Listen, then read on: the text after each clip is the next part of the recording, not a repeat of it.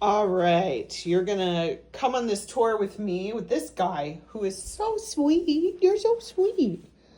We're gonna go together, and he has a brother who's lounging over there. But I'm gonna show you around. I'll do the outside afterwards.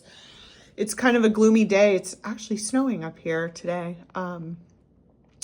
But the views are beautiful. You can see some of them today, but not everything. All right, so it's a very small, compact house. The kitchen is big, which is nice. But here, I'll take you through. Okay, so try not to let this guy out.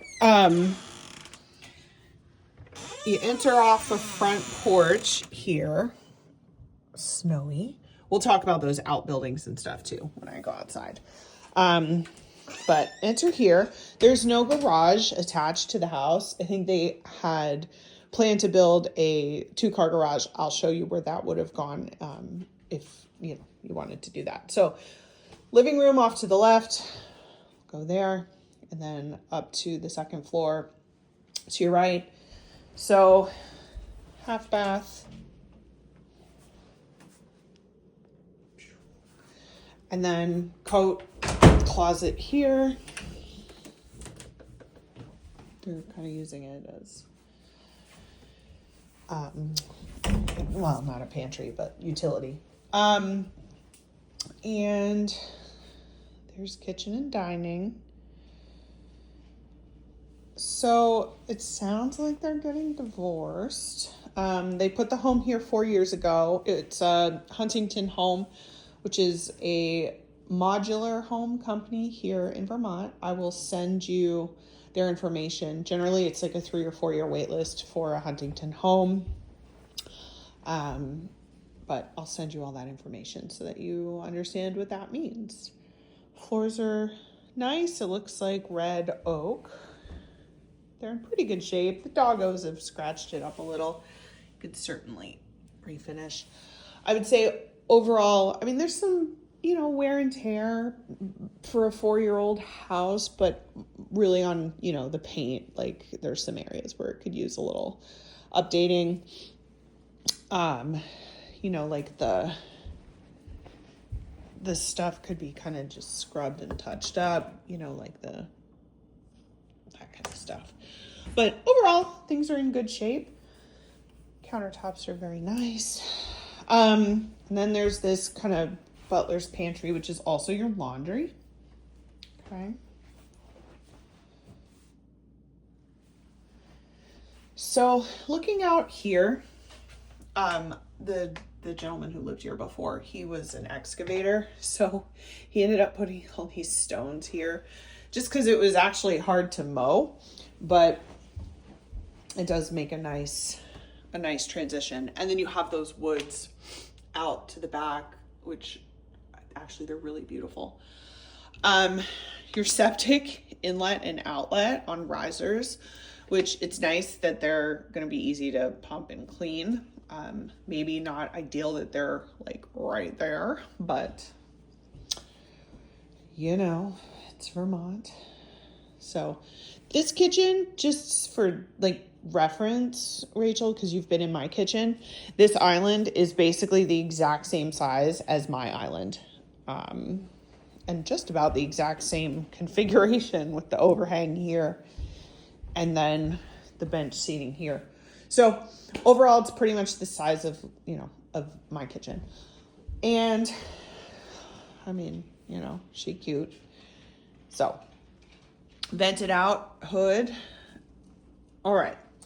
So I thought it was interesting that the doors were here instead of here. But I guess when they did that, she said it was just too awkward to like go around the table, and it would have been too tight with the opening. So basically they made hi buddy, you're so cute. They made the exit to the stone patio here, and then you just walk, right there. So that's Camel's Hump view. You can't see it today, but just beyond where the cloud cover starts, you'd see a very clear view of Camel's Hump. Nice bar area. I guess they had planned to put a pool in this grassy space. So there's no septic or anything there. You could easily put in a pool if you wanted to. This probably would be a nice place for a hot tub. And that is a heck of a chicken coop. We're gonna see that too. So, all right. Like I said, pretty compact. This is really your only living area. It's fine. I mean, the space is totally acceptable. But I think if you had like a large family, this would feel really cramped. And then dining, same.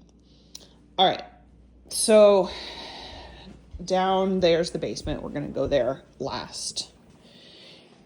Primary suite, right here off the kitchen. Okay. For reference. So not huge for sure, but totally adequate. This is a queen size bed. I was told you are not supposed to go on the bed, sir. Don't do it. Don't you do it. I can tell they've already been on the bed because of the pillows. Oh, guys. All right. So like I said, there's no garage. So like, you just kind of park in the circular driveway here. And then quickly while I'm here, you can see the front porch a little bit more. But so I guess when they bought the property, there was a house, like an old farmhouse down there. They ended up leveling it, but they left the barn and the two outbuildings basically just a like garage and then just storage and stuff. They left those because they thought it added character. So I'm not really sure what the configuration would be if you wanted to add on to this. When I go outside, I'll take a look. My first thought was actually out the front, but anyway, let's work with what we have here. So there's tile down there, one sink. It's an interesting choice, but here we are. So this is a pretty compact bathroom for a home in this price range, but there we are.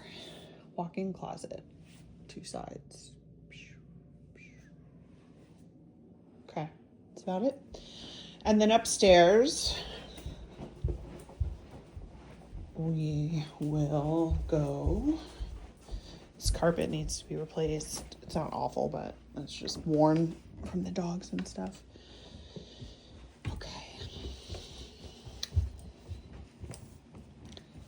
So pretty simple up here. You have this little landing area, which would probably make a nice home office. You have storage linen here. And there is a ton of storage in the basement, which you'll see when we get there. This is the guest bath. This one's bigger, it feels. And then you have a actual tub in here. Okay. This will probably give you maybe a little bit better sense of the yard and chicken coop situation. All right. So you have this landing. Some people do like close this off and make it like an enclosed office. That's on the table. And then two mirror bedrooms. One here. Just guest room, queen size bed, not huge. A nice view of the land and the barns. Okay. And then up here, also it'd be really good garden area. I think they had thought about in this area like a detached 2-car garage. So all right. Then one more bedroom. Oh, grandfather clock's going off. All right, small walk-in. Okay. So let's go down to the basement.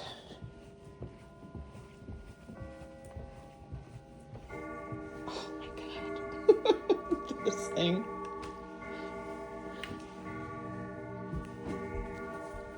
All right. So we'll talk more about the water system here. It's spring-fed water. I'll show you sort of the components, the antlers. They have like rough-in finished some of the rooms here. Like, see, they have the drywall. So if you technically wanted to finish any of these spaces, you just added drop ceiling floors and then paint the drywall. And technically then it would be a finished space. So they're kind of using it as finished. You can see they have a little workout space down here. Yeah. And then you also have a cedar closet here. Keeps the buggos away. That's nice for like winter clothes storage. Okay, and then we go into the unfinished part. So tons of storage. Poured concrete foundation. They have drywalled all around, so we can't really see the foundation, but I suspect we're in good shape. All right, this is the heat system and hot water tank. So basically it's boiling the water and then sending it up through this blower. It's nice and quiet. This looks good. This just goes to the outside. It's a bulkhead, you know, if you ever needed to bring in big things. You have generator and your electric power and your water holding tank. So it's a spring-fed water system, which means it doesn't, how do I say this? Generally they're gravity fed, and so they don't produce a lot of pressure. So there's plenty of water, but what happens is they use this basically, it's a huge holding tank. I mean, you could see like, I wish I could turn this camera around, but I can't figure that out right now. It's a new phone. Anyway, it's a huge tank, and basically it holds the water. And then when you're showering or using your dishwasher or whatever, it's taking the water from this tank, pressurizing it. There's a gauge there, sending it out to your whole house. Pretty common in a situation like this. That's a lot of water. And then it basically will slowly refill when you're not using it. All right. So that is the interior of the house. Back end of the stairs. Overall, I mean, it's a fairly small house for the price. But they're, you know, putting a lot of value in the privacy in the land. So let me get my shoes on. I'll go take a walk around outside and get you some of that.